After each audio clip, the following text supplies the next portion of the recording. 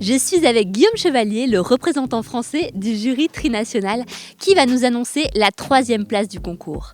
Je peux d'ores et déjà vous dire que 2 étudiants parmi les lauréats font partie de Sciences Po Strasbourg, école qui participe pour la première fois au concours du prix Bartholdi. Alors Guillaume, qui va monter sur la 3e place du concours ce soir ?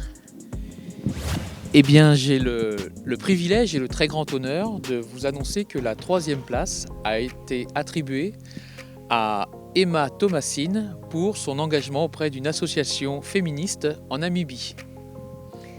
Et qu'est-ce qui justement, parce que nous avons reçu énormément de dossiers cette année, qu'est-ce qui a démarqué le rapport de stage d'Emma ?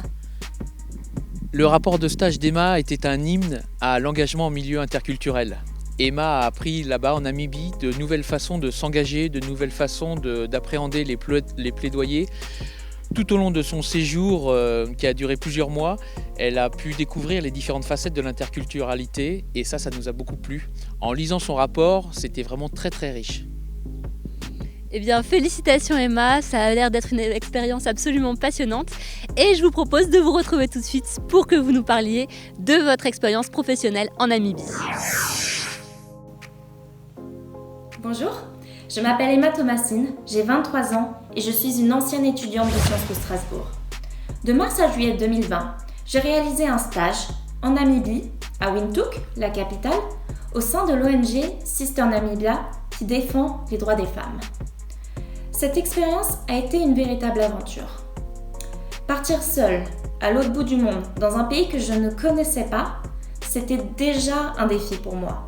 Devoir faire face au confinement, à la fermeture des frontières et au télétravail, c'était plus qu'inattendu. Ce stage a ainsi été marqué par de nombreux rebondissements. Lorsque je suis arrivée, j'ai pu participer à l'organisation de la cérémonie pour la Journée internationale des droits des femmes. J'ai rencontré à cette occasion de nombreuses militantes et militants namibiens de tout âge, de toute religion, de toute orientation sexuelle et identité de genre. Et j'ai beaucoup pu apprendre d'eux. Malheureusement, le confinement étant vite arrivé, j'ai ensuite essentiellement travaillé à distance, à l'écriture de textes, d'articles et de posts pour les réseaux sociaux. Cependant, j'ai aussi eu l'occasion de participer au Windhoek 2020 Tipi Tap Challenge avec la Shack Dwellers Federation.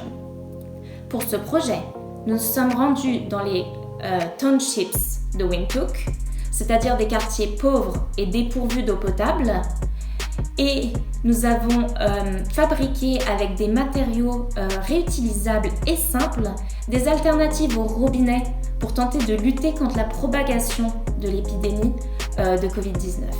Dans ces quartiers, j'ai aussi pu constater l'existence de fours à énergie solaire, de filtres à eau usagés ou encore de toilettes sèches, tout cela construit avec des matériaux du quotidien comme du bois, des pierres ou des bidons de lait vide.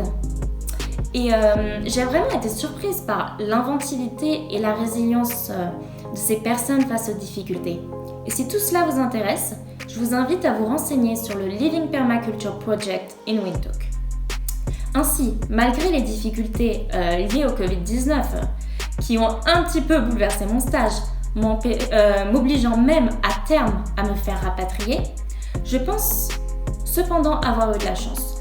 Non seulement j'ai pu continuer à travailler et même commencer de nouveaux projets, mais surtout j'ai eu la chance de séjourner avec une famille incroyable, composée de mes 2 propriétaires, Oriol et Peter, de ma colocataire allemande, Émilie, et de 2 chiens, un chat et quelques poules. Grâce à eux, j'ai pu, malgré les confinements, continuer à découvrir toute la richesse de la culture namibienne. Pour conclure, lorsque je me souviens de ce stage, je me rappelle certes les difficultés, mais aussi et surtout les défis relevés, les compétences acquises et les incroyables personnes rencontrées. Cette expérience a ainsi renforcé ma détermination de dédier ma carrière à la promotion des droits de l'homme, et c'est pourquoi j'ai décidé suite à cela de poursuivre mes études avec un second master en droits de l'homme, car je pense avoir encore beaucoup à apprendre et beaucoup de défis à relever. Merci de m'avoir écouté.